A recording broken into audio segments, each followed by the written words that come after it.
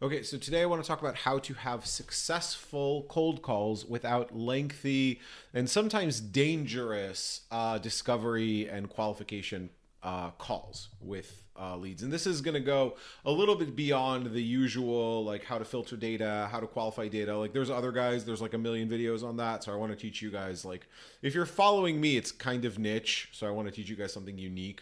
So when I was taught to sell, it was understand the offer, get on a cold call, do a discovery, qualify people.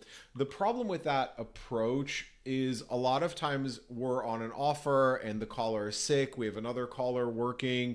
They understand the offer, or in this case, one of our clients, they have law firms.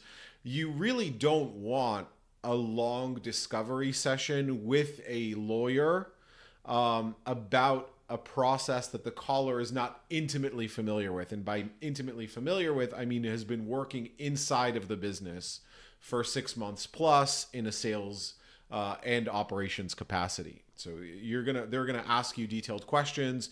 You're gonna go off into the weeds. So for this specific offer, we were getting a bunch of objections, like, why do we need this service? How is the service going to help us? What's really the purpose of this service? And we were a lot of my sales process and the way that I train my clients in my whether it's consulting or whether we're doing cold email, LinkedIn, cold calling for them, is can we create a structure that does the work for you? So when I say structure, what I'm really talking about is a combination of hard systems like a website, a VSL, an evergreen series of newsletter emails, and soft systems. And a soft system is what you, as the owner, your salespeople say on sales calls, and also what the caller says when they pitch your offer in a cold call or your LinkedIn script or your cold email script. Can we create a series of systems that lets the right ones in without a lot of effort, without a lot of unnecessary discretionary decisions that a human being has to make? So in this particular thing, we talked to the client, we had some back and forth, and we had a one response to rule them all response. And we're like, hey, when the prospect asks the question, hey, is this for me? We say this is really for companies that take more than 10 inbound calls from customers a day, or they have a large list of customers over 5,000 but struggle to re-engage. We can automate that process and help your team focus on higher level tasks.